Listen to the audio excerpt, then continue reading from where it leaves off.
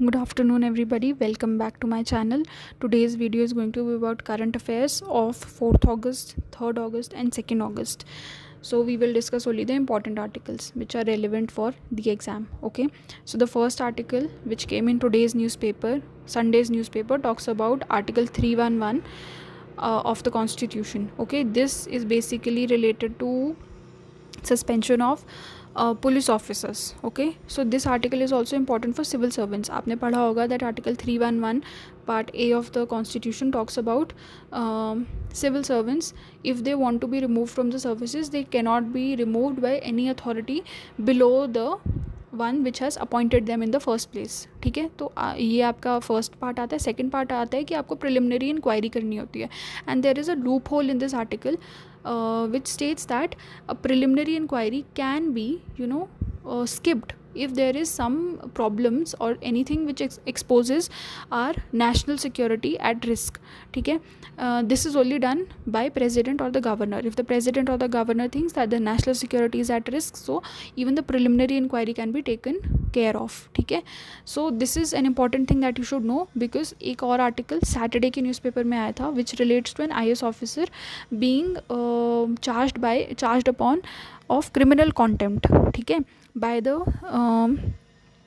the High Court of Jammu and Kashmir. ठीक है, सो इसके अंदर ये मेन चीज़ है कि किसी सर्विंग IAS ऑफिसर के ऊपर आप क्रिमिनल कंटेम्प्ट का चार्ज लगा भी सकते हो या नहीं लगा सकते हो. तो ये जो चीज़ है आर्टिकल में एक्सप्लेन किया गया है, न्यूज़पेपर आर्टिकल में एक्सप्लेन किया गया है दैट क्रिमिनल कंटेम्प्ट का चार्ज जब लगा था तो जो क्रिमिनल कंटेम्प्ट का एक्ट है उसके अंदर एक प्रिलिमिनरी इंक्वायरी रखी गई थी, लेकिन उस इंक्वायरी के अंदर आप किसी अपने रिप्रेजेंटेटिव को नहीं भेज सकते हैं, एंड जो IAS ऑफिसर थे उन्होंने आना ज़रूरी नहीं समझा. सो प्रिलिमिनरी इंक्वायरी का एक तरह से आप कह सकते हैं जो एक क्लॉज रखा गया है वो पूरा हो चुका है, तो उसके अंदर वो एक तरह से डिफ़ॉल्टर हो गए हैं IAS ऑफिसर, तो अब उनको सस्पेंड भी किया जा सकता है. So you should know these things, because ये गवर्नेंस के पार्ट के अंदर आता है कि किस तरह से IAS ऑफिसर्स को सस्पेंड किया जा सकते हैं, या किस तरह से उनको कॉन्स्टिट्यूशनली प्रोटेक्ट किया गया है. ठीक है, नेक्स्ट चीज़ जो नेक्स्ट आर्टिकल हम डिस्कस करेंगे वो है related to sub quotas of for schedule caste. Okay, so आपको पता होगा that the chief justice of India has given this statement that there can be sub quota given under the schedule caste. तो इसमें main जो crux है वो है presidential listing का. I hope you know that the scheduled caste and scheduled tribes are different in each state, right? And that is revised, the list is revised, and for including a certain caste in the category of scheduled caste, president is the authority that does so. ठीक है, आपको पता होगा. So that is presidential listing. Then the chief justice of India said that in the earlier case there was an earlier judgment or an earlier case that was given in the Supreme Court that stated that it is a homogeneous group. आप schedule caste और schedule tribes के अंदर further categorisation नहीं कर सकते हैं. But in current judgment the chief justice of India has said that it is a legal fiction. आपको पता होगा that before the constitution was actually enacted, we did not have anything called as scheduled caste or scheduled tribe. We had lower caste, of course we had Dalits, but we did not have a category called as scheduled caste or scheduled tribes. हम लोगों ने constitutionally इनको approval दिया गया है. ठीक है, schedule caste और शेड्यूल ट्राइब जो हमारी सोसाइटी में एक टर्म एग्जिस्ट करती है वो कॉन्स्टिट्यूशनल लीगल टर्म है. ठीक है, अदरवाइज़ आपके पास कोई शेड्यूल कास्ट और शेड्यूल ट्राइब नाम की कोई चीज़ नहीं है, वो एक लीगल फिक्शन है, ये बोला गया है. ठीक है, सो what he has said is that a legal fiction cannot be strict. तो अगर आप एक ऐसी कैटेगरी क्रिएट कर सकते हो कॉन्स्टिट्यूशन के अंदर जो कि आपके लोअर स्ट्राटा के लोगों को अपलिफ्ट कर सकती है, ठीक है, तो वो कैटेगरी के अंदर आप चेंजेस भी लेके आ सकते हो, क्योंकि वो एक हार्ड एंड फास्ट रूल के अंडर नहीं आती है, वो एक लीगल फिक्शन है. ठीक है, this is the crux of it. इसके आगे जो भी इसके अंदर होगा वो आपके पास आ जाएगा. I will keep uploading about that. Next article is related to education. This education article is actually talking about NEET and NTA. ठीक है, the scams, and the main crux is that education use to be under the state list in the original constitution, and during 42nd amendment, that is during the emergency era, without of course following the regular procedure of taking the state's approval, it was moved to the concurrent list. ठीक है, तो अब debate यही रहता है कि उसे वापस कभी नहीं लेके जाया गया और आपको कॉन्स तो पता ही होंगे इसके कि स्टेट्स को फंडिंग की प्रॉब्लम आ जाती है, स्टेट्स को अपना से नहीं मिलता है, और ये इमरजेंसी के टाइम पे एक तरह से नॉन कॉन्स्टिट्यूशनल मीन्स से लेके जाया गया, इस सब्जेक्ट को ट्रांसफ़र किया गया, तो इसके ऊपर इंक्वायरी होनी चाहिए या whatever, you can put down the cons in it, but pros डालना इसके अंदर काफ़ी मुश्किल है, इसको जस्टिफाई करना काफ़ी मुश्किल है। तो जस्टिफिकेशन के लिए आर्टिकल में ही दिया गया है that what the government stated was that education actually comes under a welfare scheme. Okay, कोई भी तरह के वेलफेयर के अंदर आती है ये, ठीक है। तो अगर हम स्टेट्स को दे देंगे, ये स्टेट लिस्ट के अंदर दे देंगे, तो वो स्टेट्स में डिस्पैरिटी आ जाएगी। फॉर एग्जांपल आप देखिए, Maharashtra is a well off state compare to any other north east state. Okay, so जो भी नॉर्थ ईस्ट के लोग अपने लोगों को एजुकेशन में प्रोवाइड कर पाएंगे वर्सेस जो महाराष्ट्र में प्रोवाइड होगा, उसमें बहुत बड़ा डिफरेंस होगा। तो एजुकेशन के अंदर ऐसा डिफरेंस नहीं होना चाहिए, किसी भी वेलफेयर स्कीम के अंदर डिफरेंस नहीं होना चाहिए। इसलिए सेंट्रल गवर्नमेंट का ये कहना है कि जो वेलफेयर स्कीम का एक सब्जेक्ट है यानी कि एजुकेशन, वो सेंटर के अंदर, सेंटर का भी उसके अंदर एक से होना चाहिए। ऑफ कोर्स जो स्टेट्स हैं वो इम्प्लीमेंट करने के लिए इम्पेरेटिव हैं, बट सेंटर का उसके अंदर एक से होना चाहिए ताकि जो वेलफेयर है वो इक्वली डिस्ट्रीब्यूट हो पूरे के पूरे इंडिया के अंदर, ठीक है। नेक्स्ट चीज़ आपके पास आती है द रोड बिल्डिंग। 50 CR की एक प्रोजेक्ट अप्रूव हुई है, वो आपको डिटेल्स जाने की ज़रूरत नहीं है। उसका मेन पॉइंट यही है कि गवर्नमेंट जो है विच इज़ NHAI, ओके, वो 40% कॉस्ट बेयर करेगा और पब्लिक प्राइवेट पार्टनरशिप को है दोबारा प्रमोट किया जा रहा है, ठीक है। वो बाकी का पैसा डालेंगे। तो अभी जो गवर्नमेंट का शिफ्ट है वो पब्लिक प्राइवेट पार्टनरशिप के ऊपर फिर से आ रहा है, बिकॉज आप इतना सारा पैसा नहीं डाल सकते खुद से, राइट। तो उनको और कॉम्पनसेशन दिया जा रहा है, टोल्स वगैरह दिए जा रहे हैं, कैप्टिव टोल्स ऑगमेंटेशन वगैरह स्कीम दी जा रही है ताकि वो अपना कॉस्ट रिकवर कर पाएँ, ठीक है। तो ये आपको थोड़ा दिमाग में होना चाहिए, इस पर कोई क्वेश्चन डायरेक्ट तो नहीं आएगा, बट बिकॉज गवर्नमेंट का ऐसा थॉट प्रोसेस चल रहा है तो आपको भी पता होना चाहिए कि हमारा कंट्री इस दिशा में मूव कर रहा है। ओके, नेक्स्ट जो आर्टिकल आ रहा है वो आ रहा है इंटरनेशनल स्पेस स्टेशन के ऊपर।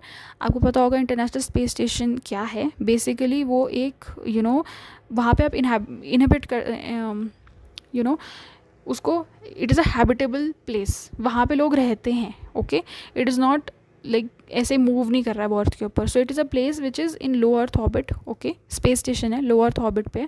माइक्रोग्रेविटी एक्सपेरिमेंट्स के लिए आप उसे यूज़ कर रहे हैं। Okay, this is the purpose of international space station. Next thing that you have to know is that India does not have a part in it, ठीक है। इसरो ने कुछ उसमें मतलब कोई वो इम्पॉर्टेंट उसका वो पार्ट नहीं है।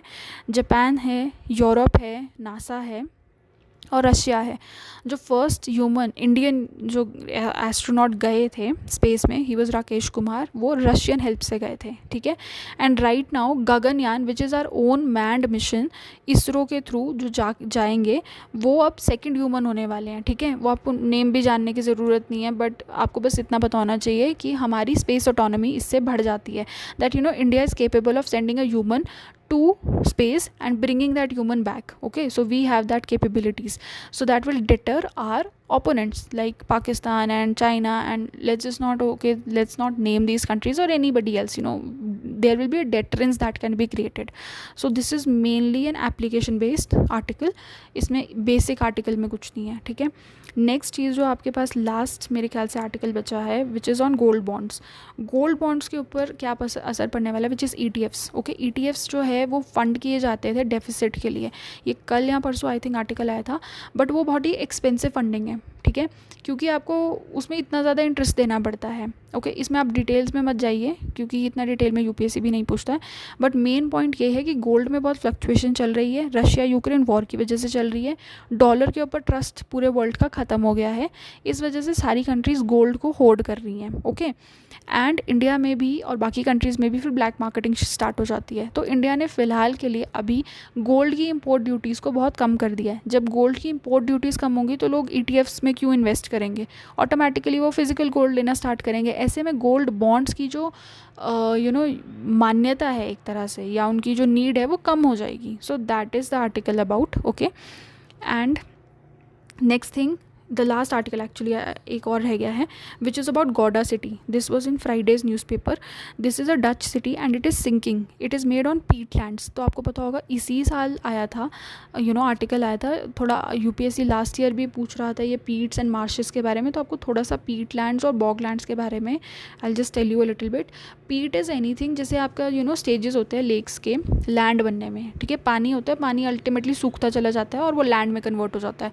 तो जो बहुत सर्द जगहें होती है लाइक यूरोप एंड ऑल, वहाँ पे क्या होता है, वहाँ पे मार्शेस टाइप के बनते हैं और उसका अल्टीमेटली पीट बॉग बन जाता है.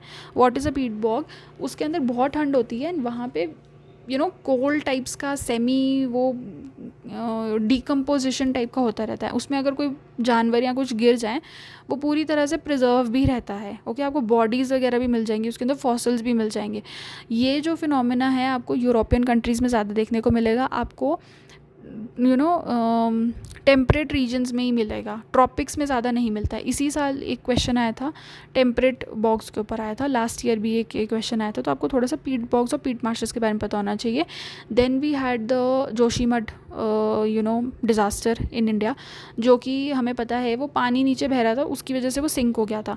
सिमिलरली अगर कोई पीट मार्श के ऊपर, पुराने किसी पीट मार्श के ऊपर अगर लैंड को आप वो इतना पक्का नहीं होगा ऑब्वियसली, उसके ऊपर अगर आप पूरी सिटी बना दोगे किसी ओल्ड पीट मार्श के ऊपर, तो वो भी सिंक करेगी, राइट. सिमिलरली अगर आप किसी फ्लड प्लेन में सिटी को बना दोगे, जैसे कि अभी बताया गया है, जैसे कि अभी दिल्ली के अंदर जो प्रॉब्लम आई है, यमुना के फ्लड बेसिन में जो फ्लड प्लेन है उसका, वहाँ पे रेजिडेंशियल एरिया क्रिएट कर दिया गया है. वहाँ पे अगर आप पानी को डायरेक्ट करते हो तो वो फ्लड हो जाएंगे. अगर वो फ्लडिंग नहीं वहाँ पे आप करते हैं तो वैसे आपकी सिटी ही बहुत ज़्यादा फ्लड हो रही है, ड्रेन्स क्लॉग्ड हैं, तो वो सिटी फ्लड हो रही है पूरी की पूरी. So you cannot in capture the natural areas of the nature. जैसे कोई फ्लड प्लेन हो गया या पीट बॉक्स हो गए, तो डिज़ास्टर ऑटोमेटिकली अकर होता है. सो that is it for today and I think I have covered the entire newspaper 3 दिन का इन around 10 to 12 minutes. Do give me your reviews on my way of explanation. I would really love to hear your views. Thank you so much.